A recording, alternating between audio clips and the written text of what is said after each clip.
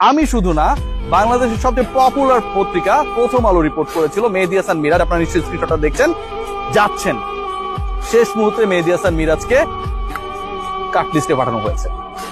Hannan Sarkar, Ashraf Lipu, Abdur Razzak, Nazmul Hasan Papon, Jalal Yunus, they were in a decision যে মেহেদী হাসান মিরাজকে তারা নিতে চায়। ওই যে দুজন ক্রিকেটারের কথা বললাম, সেই তালিকায় তাকে নিতে চায়। আজকে সকাল পর্যন্ত সেই ডিসিশনটা ছিল, সকাল 11টা পর্যন্ত ছিল যে মেহেদী হাসান মিরাজকে তারা ক্যারি করতে চায়।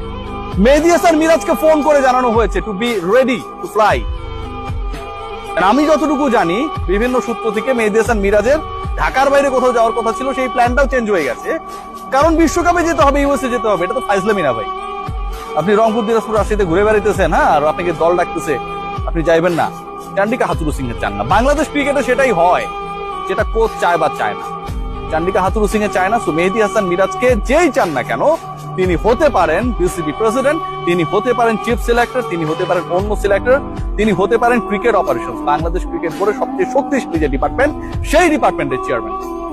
কোচ যদি না চায়, চান্ডিকা হাথুরু সিং যদি না চায়, তামিম সাকিবদের খাওয়া থাকে না, মেহেদী হাসান মিরাজ 17 সদস্যের দলে ঢুকবেন, সেই সাহস, সেই গার্ডস বাংলাদেশে কেউ দেখাতে পারেনি, পারেও না। মেহেদী হাসান মিরাজ আউট।